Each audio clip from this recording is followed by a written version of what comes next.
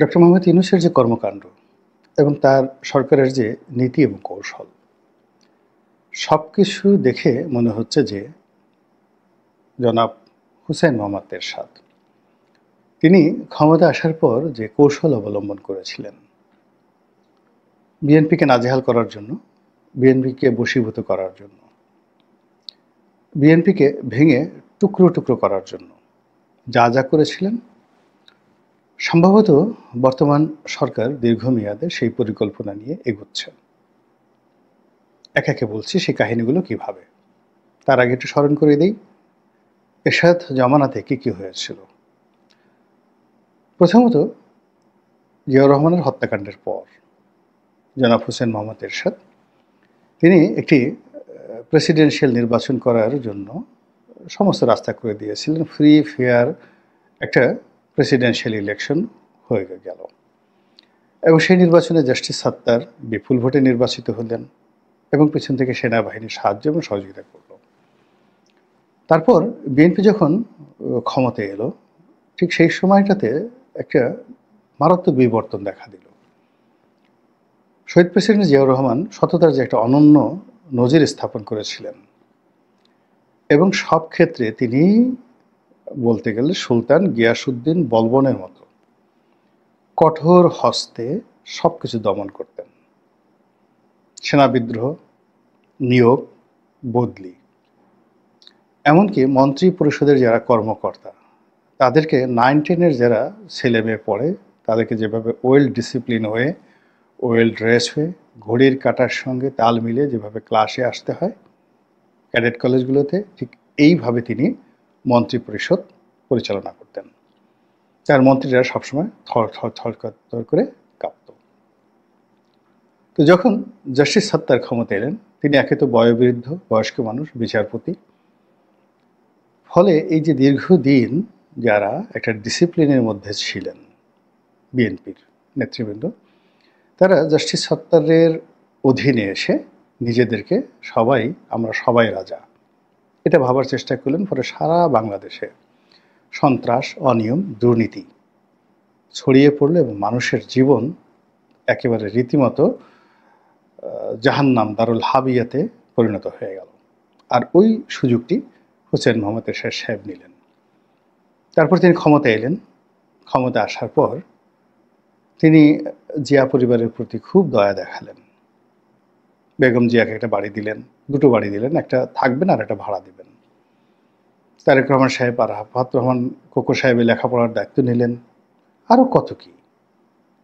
তো এই জিনিসগুলো করে করে করে করে তিনি বিএনপিকে বশীভূত করার চেষ্টা করলেন। কিন্তু একটা সময় যখন বিএনপি রাজপথে নেমে এলো এবং তারা যখন এরশাদ সাহেবের যাকে বলা হয় বিকল্প শক্তি হিসেবে দাঁড়ানোর চেষ্টা করল, তখন এরশাদ সাহেব বিএনপিকে ভাঙার চেষ্টা করলেন এবং এম ওবায়দুর রহমানকে দিয়ে তিনি এই কাজটি করলেন, বিএনপিকে ভেঙে ফেললেন। কিন্তু তার আগে যে কাজটি করলেন সেটা হলো বিএনপির যে শক্তিশালী যে নেতাগুলো ছিলেন, বিএনপির একেবারে ব্রেন আর হার্ট বলতে যারা বোঝায়, তাদের সবাইকে তিনি নিয়ে গেলেন। ছাত্রদলের সভাপতি গোলাম সরোয়ার মিলন তাকে নিয়ে গেলে মন্ত্রী বানালেন। মওদুদ আহমেদ সাহেবকে নিয়ে গেলেন। বিএনপিকে যারা প্রমোট করেছেন কাজী জাফর আহমেদ থেকে শুরু করে অন্য সকল নেতৃবৃন্দ তাদেরকে নিয়ে গেলেন। বঙ্গবন্ধুর বিরুদ্ধে যারা খুব মানে যাকে বলে যুগান্তকারী ভূমিকা রেখেছে তো তাদেরকে নিউট্রাল করে দিলেন। হাসানুল হক ইনু থেকে শুরু করে অন্য সবাইকে নিউট্রাল করে দিলেন এবং আনোয়ার হোসেন মঞ্জুকে নিয়ে নিলেন, নাজির রহমান মঞ্জুকে নিয়ে নিলেন আওয়ামী লীগের ওই পরিবার থেকে। এর ফলে কি হলো, সেই 82 থেকে 1988 সন পর্যন্ত বিএনপি কেবলই মাত্র রুইন্ড হয়েছে। তখন বিএনপির শক্তি বলতে একমাত্র ছাত্রদল, একমাত্র নিরু, বাবলু, অভি, ইলিয়াস, মালেক, রতন, এই নামগুলোর বাইরে বিএনপির আসলে তেমন কিছু ছিল না। এখন যারা যে সকল বড় বড় নেতাদেরকে দেখেন, যদি ঢাকা বিশ্ববিদ্যালয় থেকে কামরুজ্জামান রতন একটা টেলিফোন করতেন, অনেক নেতা কামরুজ্জামান রতনের বাসায় চলে আসতো। তো সেক্ষেত্রে সানাউল হক নিরু তো একেবারে গ্র্যান্ড লিডার ছিলেন। মানে এমন কাছে মনে হতো যে পুরো বিএনপিটাই আসলে চালাচ্ছে ছাত্রদল, এবং ছাত্রদলের মধ্যে যারা ক্যাডার রাজনীতি করতেন, যাদের হাতে অস্ত্র ছিল, তারাই মূলত পলিটিক্যাল ফোর্স। ছাত্রদলের যারা পলিটিক্যাল ফোর্স ছিলেন, সেটা শামসুজ্জামান দুদু, আসাদুজ্জামান রিপন, কিংবা ধরুন আমানুল্লাহ আমান, ফজলুল হক মিলন, তো তাদেরকে মূলত এই ক্যাডার ভিত্তিক যে রাজনীতি, তাদেরকে প্রিভিলেজ দিয়েই কিন্তু তাদেরকে রাজনীতি করতে হতো। এবং অ্যাজ এ হোল বিএনপির যে নিউক্লিয়াস, সেই নিউক্লিয়াসটি মূলত ছাত্রদলের political group as well as the militant group, ওনারা নিয়ন্ত্রণ করতেন। এবং এরশাদ বিরোধী আন্দোলনে যে বেগম জিয়ার আপসহীনতা, এর পিছনে পুরোটাই এই ছাত্রদলের যে তুর্কি, তাদের একটা বিরাট ভূমিকা ছিল। তো যেটা বলছিলাম যে ওই সময়টাতে এরশাদের যে কৌশল, সেই কৌশলটা হলো ছলে বলে কৌশলে বিএনপিকে দমন রাখা কিছুদিন। সেটা 1 বছর 1.5 বছর তো সে পেরেছি। 83-84 সন পর্যন্ত তিনি পেরেছেন। তো 2 বছর একটা মানুষের জন্য বিরাট ব্যাপার। এরপরে 2 বছর পরে তিনি চেষ্টা করেছেন ভাঙার জন্য। তো 2 বছরের মধ্যে তিনি দলটাকে ভেঙেছেন এবং দলের যত লোককে সম্ভব তিনি সারা বাংলাদেশে রিহ্যাবিলিট করেছেন জাতীয় পার্টির সঙ্গে। এরপরে বিএনপির বিরুদ্ধে সমস্ত রাজনৈতিক দলগুলোকে তিনি লেলিয়ে দিয়েছেন, সবাইকে। তখন বিএনপি একা হয়ে গিয়েছিল। এখন আসেন বর্তমানে যদি আপনি দেখেন, তাহলে এই মুহূর্তে দেখবেন যে বিএনপির একেবারে প্রথম থেকে ধরি, আগস্ট মাসের প্রথম থেকে শুরু করে আগস্ট, সেপ্টেম্বর, অক্টোবর,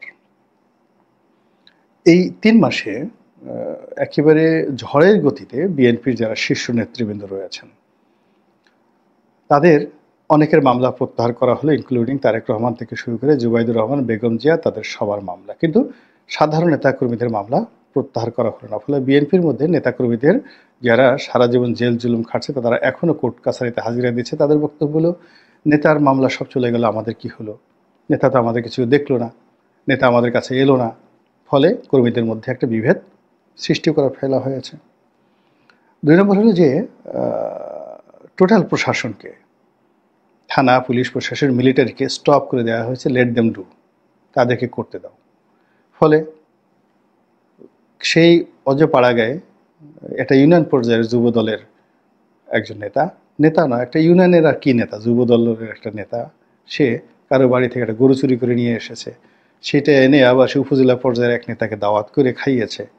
এখন সেটা নিয়ে একটা জাতীয় গণমাধ্যমে নিউজ আসলো যে চুরি করা গরু দিয়ে যুবদল নেতার সেই জিয়াফত গেল। এটা এইভাবে নভেম্বর, ডিসেম্বর, জানুয়ারি, ফেব্রুয়ারি পর্যন্ত পুরো আন্ডারওয়ার্ল্ড থেকে শুরু করে সব কিছু বিএনপির জন্য ওপেন করে দেওয়া হলো। আর ওইভাবে মুনকার নেকির যেভাবে লিখে আপনার আমার আমল, ওইভাবে রাষ্ট্রের যত গোয়েন্দা সংস্থাগুলো রয়েছে, তারা কে কবে কয়টা গরু চুরি করেছে, কে কবে কয়টা চাঁদাবাজি করেছে, কে কবে কয়টা সন্ত্রাস করেছে, কে কবে কয়জন আওয়ামী লীগ লোকের ক্ষতি করেছে, কে কয়জনের বিরুদ্ধে মামলা করেছে, টোটাল জিনিসগুলো কাগজপত্র পুরো রেডি। খালি এখন বাঁশিতে ফু দিলে দেখবেন যে মাঠ খালি। এবং এই কাজটি করা হয়েছে মূলত সেই যে এরশাদের মতো করে ওইভাবে। এই কাজগুলো করা হয়ে গেছে। এটা হলো প্রথম পর্ব, অর্থাৎ বিএনপির নিজেদের মধ্যে একটা বিভেদ, বিসংবাদ তৈরি করা হয়েছে। অনেক নেতাকর্মীর মধ্যে ক্ষোভ, ও পেল আমি পেলাম না, ও ওখানে গেল আমি গেলাম না, ওর ওটা হলো আমার এটা হলো না, এগুলো নিয়ে দ্বিধা বিভক্তি, যেটা অতীতে কখনই আওয়ামী লীগ বিরোধী আন্দোলন, লড়াই সংগ্রামে দেখা যায়নি, কিন্তু সেটি এখন প্রবল আকার ধারণ করেছে। প্রায় সবগুলো নির্বাচনী এলাকাতে অসংখ্য যাকে বলা হয় মৃত্যুকূপ তৈরি হয়ে গেছে বিএনপির জন্য। ফলে আগামী যে নির্বাচন, সেটা যদি কেবলমাত্র শেখ হাসিনার সেই 2024 সালের নির্বাচনের মতো হয়, সেই নির্বাচন এতটা রক্তক্ষয়ী এবং এতটা সংঘর্ষপূর্ণ হয়ে পড়বে, বিএনপির কত প্রার্থী যে মারা পড়বে, কত নেতাকর্মী যে মারা পড়বে নিজেদের লোকদের হাতে। আর দূরে দাঁড়িয়ে দাঁড়িয়ে থানা, পুলিশ প্রশাসন থেকে শুরু করে অন্যান্য যারা আছে, তারা শুধু হাসতে থাকবে। এবং একটা সময় পরিস্থিতি এত খারাপ হয়ে যাবে যে মাঝপথে নির্বাচন বন্ধ করে দিলে সারা বাংলাদেশে ডক্টর মোহাম্মদ ইউনূসের পক্ষে মিছিল নেমে যাবে যে আপনি এই দেশটাকে রক্ষা করেছেন। এমনিতে এখন যে কথা হলো যে এক জালেম গেছে আর এক জালেম চলে এসেছে, তো এক গ্রুপ গেছে আর এক গ্রুপ এসছে, এক মানে যারা খেয়ে গেছে আর এক গ্রুপ খাওয়ার জন্য বসে আছে। এই জিনিসগুলো কি, এই ন্যারেটিভগুলো যে আমরা এখানে বলছি, এগুলো কিন্তু সারা বাংলাদেশের আনাচে কানাচে প্রায় প্রতিদিন শত শত নয় কোটি কোটি বার উচ্চারিত হচ্ছে মানুষের মুখে। আর সেই কাজটি একেবারে এরশাদ জমানার সঙ্গে মিলে যাচ্ছে। এরপরে যেটি হচ্ছে সেটি হলো বিএনপি যারা শীর্ষ নেতৃত্ব রয়েছে তাদের মধ্যে গ্রুপিং করা হয়ে গেছে। আপনি এখন চিন্তা করুন যে মির্জা ফখরুল সাহেব এবং সালাউদ্দিন সাহেব এই দুজনের মধ্যে কি মনে হয় খুব বেশি ভাব আছে? আগে যেটা ছিল রিজভী সাহেবের সাথে এবং মির্জা ফখরুল সাহেবের সাথে, তো সেই জিনিসটি এখন চলে এসছে যে মির্জা ফখরুল সাহেব ভার্সেস সালাউদ্দিন সাহেব। ২ নম্বর হলো যে সরকারের সঙ্গে মির্জা ফখরুলের সম্পর্ক ভালো না সালাউদ্দিন সাহেবের সম্পর্ক ভালো? This is a very bad signal. তারপরে হলো যে আওয়ামী লীগের সঙ্গে, জামাতের সঙ্গে, জাতীয় পার্টির সঙ্গে বিএনপির সম্পর্কটা কেমন থাকবে সেটা নির্ধারণ না করে বিএনপির বেশিরভাগ নেতাকর্মী দেখা যাচ্ছে তারা সাইকোলজিক্যালি দুর্বল হয়ে যাচ্ছে। ধরেন সালাউদ্দিন সাহেবের মতো মানুষ যখন নাহিদ ইসলামের সঙ্গে তার দেখা হয়, সার্জিস আলমের সঙ্গে দেখা হয়, মাহফুজ সাহেবের কথা বাদ দিলাম, মাহফুজ আলমের কথা বাদ দিলাম, কিংবা ওই যে এরশাদ যার বিরুদ্ধে আন্দোলন করছে যে উপদেষ্টা, যেটা স্থানীয় সরকার মন্ত্রণালয় যার অধীন, তো আসিফ মাহমুদ, সজীব ভুঁইয়া, তার কথা বাদ দিলাম। মাহফুজ এবং আসিফ মাহমুদ, সজীব ভুঁইয়া এরা গ্র্যান্ড লিডার হয়ে গেছে। কিন্তু নর্মালি যখন সালাউদ্দিন সাহেবকে আর এনসিপি নাহিদ ইসলামকে পাশাপাশি দাঁড় করিয়ে দেওয়া হয়, তখন যেভাবে সালাউদ্দিন সাহেব নাহিদ ইসলামের সাথে কথা বলেন, এতে বোঝা যায় যে নাহিদ ইসলামকে হ্যান্ডেল করার মতো যে মোরাল ক্যারেজটা দরকার, এটা বিএনপির নেতাদের নেই। একটা উদাহরণ দিই, বেগম জিয়া এই যে সেনাকুঞ্জে গিয়েছিলেন সশস্ত্র বাহিনী দিবস উপলক্ষে, তো তিনি যখন গেলেন তিনি বসেছিলেন, তো সেই সময় ডক্টর মোহাম্মদ ইউনূস তার পাশে বসছেন। তারপর নাহিদ, সার্জিস, তারপরে অন্যান্য যারা আছেন তারা সবাই বেগম জিয়ার সঙ্গে দেখা করতে এসেছেন। তো বেগম জিয়া যেভাবে বসেছিলেন, যেভাবে কথা বলেছেন, আর ওরা যেভাবে তাকে শ্রদ্ধা জানাচ্ছিল, ঠিক এটাই হলো রাজনৈতিক নেতৃত্বের ব্যক্তিত্বময়তা, যেটি বেগম জিয়া হোল্ড করেন। ফলে তিনি যেখানে উপস্থিত হন সব লাইটগুলো তার দিকে যায়, তিনি যেদিকে ঘাড় ফেরান ওইদিকে সবাই ঘাড় ফেরায়, তিনি কারো দিকে ঝুঁকে কথা বলেন না, সবাই তার দিকে মাথা নুয়ে কথা বলে। এই যে লিডারশিপ কোয়ালিটি, এখন বর্তমান সরকারের এনসিপির সাথে সাম্প্রতিক সময় যাদের বৈঠক হয়েছে আপনি দেখেন কি অবস্থা হয়ে গেছে, সেই অবস্থাটা তৈরি করা হয়ে গেছে। অন্যদিকে আপনি দেখুন বিএনপি ভার্সেস অন্য যে রাজনৈতিক দল, কাদের সঙ্গে তাদেরকে বসতে হচ্ছে?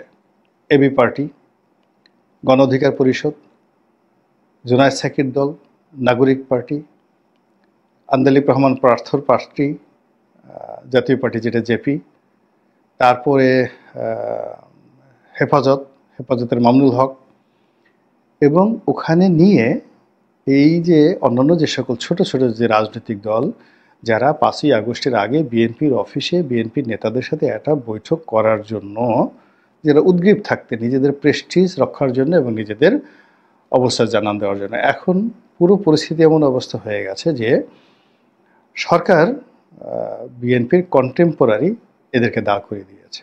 এবং বিএনপিকে ইচ্ছাই হোক অনিচ্ছাই হোক এ সকল ছোট ছোট রাজনৈতিক দলকে পাত্তা দিতে হচ্ছে, তাদেরকে মাথায় করে নাচতে হচ্ছে, এবং বিএনপির কথা সালাউদ্দিন সাহেবের মুখ দিয়ে বলিয়ে বা মির্জা ফখরুল সাহেবকে দিয়ে বলিয়ে তারা নিশ্চিত হতে পারছে না। তাদের ঠিক সেম বক্তব্য সেই পার্থর মুখ দিয়ে বলাতে হবে, সেম বক্তব্য নুরুল হক নুরুর মুখ দিয়ে বলতে হবে, সেম বক্তব্য নুরুল হক নুরের দল থেকে যে বের হয়ে আর একটা দল করা হয়েছে আম আদমি, সেই আম আদমির যিনি জনাব তারেক রহমান আছেন তার মুখ দিয়ে বলাতে হবে, তারপরে শেষে ববি হাজ্জাজকে দিয়ে বলাতে হবে, জুনায়েদ সাকিবকে দিয়ে বলাতে হবে, এবি পার্টির মঞ্জু সাহেবকে দিয়ে বলাতে হবে। এই যে বিএনপির হীনমন্যতা, যে আমি যে কথা বলছি এই কথা পাবলিক শুনছে না, বা আমি মানে বোঝার চেষ্টা করুন যে একটা রয়্যাল বেঙ্গল টাইগার, একটা রয়্যাল বেঙ্গল টাইগার সে যে হুঙ্কার দেয়, সে কখনো তার অন্যান্য সহযোগীদের কথা সে কল্পনা করে না। সে নিজে মনে করে তার যে attitude, he is a king. কিন্তু সে যদি একবার চিন্তা করতো না যে এই বনে তো খরগোশ আছে, এই বনে শিয়াল আছে, এই বনে সজারু আছে, তো তাদের সাথে একটু পরামর্শ করা দরকার। আমি যে আজকে হরিণ শিকার করব, সেই হরিণ শিকার ব্যাপারে একটা মিটিং করা দরকার। সেই মিটিংয়ে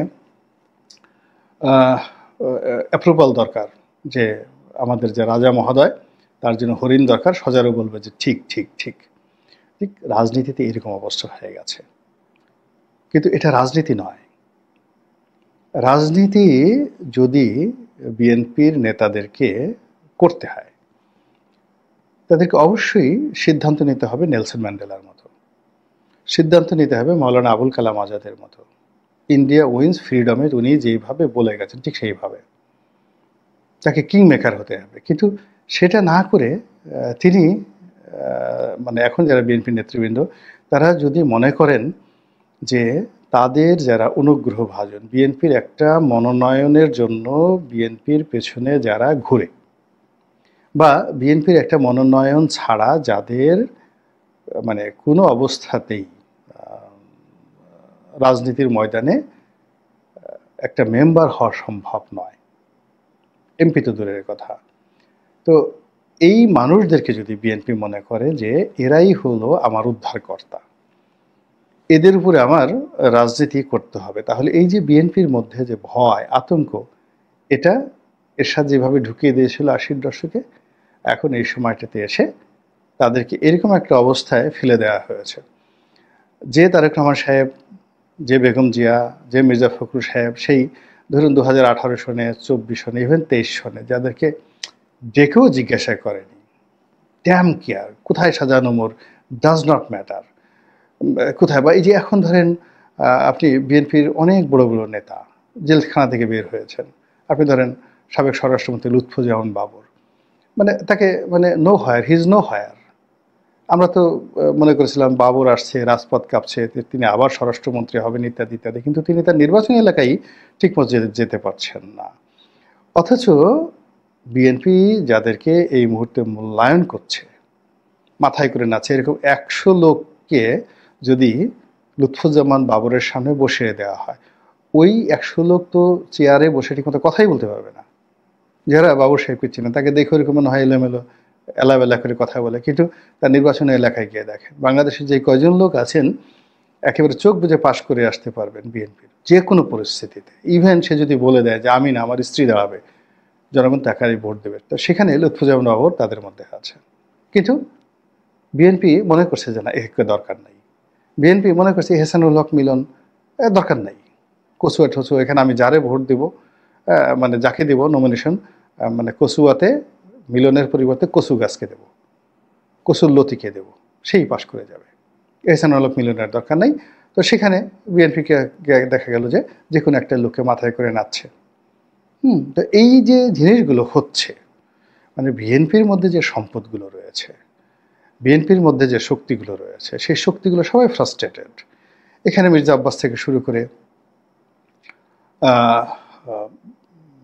গয়সার বাবু, আমি তো তাদের কারোর মধ্যে খুব মানে উদ্দীপনা দেখতে পাচ্ছি না। কিংবা বিএনপির কে ওই যে বললাম ছাত্রদলের, কোথায় ফজলুল হক মিলন সাহেব? আপনি ফজলুল হক মিলন, তারপরে নাজিমুদ্দিন আলম, তারপরে আমানুল্লাহ আমান, খায়রুল কবির খোকন, এই চারজনকে বলা হয় চার খলিফা। এই চারজনের যে সম্মিলিত শক্তি রাজনীতি থেকে শুরু করে সব জায়গাতে, এখন তাদের পরিবর্তে তাদেরকে মাইনাস করে দিয়ে তাদেরকে কচু গাছে গলায় দড়ি দেওয়ার ব্যবস্থা করে দিয়ে যদি এখানে অন্যান্য দলের ছোট ছোট দলের ছোট ছোট রাজনৈতিক নেতাদেরকে মাথায় তুলে রাখা হয়, তাহলে সেই দল কি টিকবে? এবং সেই দল কি মানে আগামী দিনে নির্বাচনী বৈতরণী পার হতে পারবে? ফলে যা হবার তাই হচ্ছে। এখন যে নেতৃত্ব আছেন তারা নিজেদেরকে কন্টেম্পোরারি জনাব নাহিদ ইসলাম এনসিপির সাথে নিয়ে আসছে। তাহলে এনসিপির সাথে নিয়ে আসছে, এনসিপি তো জামাতের বি টিম। তো বি টিমের সঙ্গে যদি তারা একই সাথে বসেন তাহলে তাদের মাস্টার জনাব ডক্টর মোহাম্মদ ইউনূস অথবা জনাব শফিকুর রহমান, ডাক্তার শফিকুর রহমান, তাদের অবস্থা কি? সঙ্গত করেনি তারা যে ভাইব তৈরি করে ফেলেছেন বা হাইট তৈরি করে ফেলেছেন, সেখানে গিয়ে বিএনপি প্রতিটা পদে পদে ধরা খাচ্ছে, প্রতিটি পদে পদে তারা হীনমন্যতায় ভুগছে, প্রায় প্রতিদিনই তারা অপদস্থ হচ্ছেন এবং ক্রমশ রাজনীতি থেকে পিছিয়ে পড়েছেন। এই যে অবস্থা থেকে যদি বের হতে হয় তাহলে বিএনপি নিজস্ব শক্তি লাগবে, ভাড়া করা লোক দিয়ে হবে না, নিজস্ব লোকদেরকে ঐক্যবদ্ধ করতে হবে, পারিবারিক যারা বিএনপি করে তাদেরকে। আপনি এই যে প্রজন্মে যারা দ্বিতীয় প্রজন্মে কাজ করছেন, তৃতীয় প্রজন্মে যারা কাজ করছেন, আপনার ধরেন দ্বিতীয় প্রজন্ম সবাই তো সফল হতে পারে না, কিন্তু যারা ইতিমধ্যে খুব যাকে বলা হয় কথাবার্তায় মিডিয়াতে যাকে বলা হয় বোমা ফাটাচ্ছেন রীতিমতো, যাদেরকে নিয়ে আকর্ষণ আছে এবং যাদের সামনে ডক্টর মোহাম্মদ ইউনূসও কথা বলতে পারবেন না, শুধুমাত্র চট্টগ্রাম বিভাগে তাদের যে শক্তি রয়েছে বিএনপির, আপনি চিন্তা করেন আমির খসরু মাহমুদ সাহেবের ছেলে, মীর নাসির সাহেবের ছেলে, তারপরে আপনি সালাউদ্দিন কাদের চৌধুরী সাহেবের ছেলে, গোলাম আকবর খন্দকার সাহেবের ছেলে, মানে দ্বিতীয় জেনারেশনের যারা যারা আছে, তৃতীয় জেনারেশন যারা আছে, তারা কিন্তু দাঁড়িয়ে গেছে বিএনপির, কিন্তু তারা কেউ জাতীয় রাজনীতিতে বিএনপির জন্য কন্ট্রিবিউট করতে পারছে না। কন্ট্রিবিউট করতে পারছে কারা? যারা অন্যান্য ছোট ছোট দল করেছে। এখন সালাউদ্দিন কাদের চৌধুরী ছেলে হুমায়ুন কাদের চৌধুরী যদি একটা দল করে, নিজের একটা দল করে, তার বাপের মতো দল করে, ওই দলের সামনে দাঁড়াতে হলে কয়জন জুনায়েদ সাকির লাগবে? একবার এটা চিন্তা করেন তো। হুমায়ুন কাদের আর জুনায়েদ সাকির পাশাপাশি দাঁড়িয়ে আছে, হুমায়ুন কাদের দাঁড়িয়ে আছে, তার পাশে নুরুল হক নুরু দাঁড়িয়ে আছে, আলাদা আলাদা। কিন্তু এই লোকগুলো বিএনপির মধ্যে থেকে তারা এমনকি অপরাধ করেছে, সেই অপরাধ করার কারণে যে লোক তাদের পাশে দাঁড়ালে আপনি এদেরকে নেতা মনে করবেন, এখন তাদেরকে আপনি তাদের কর্মী হিসাবে ট্রিট করছেন। এই যে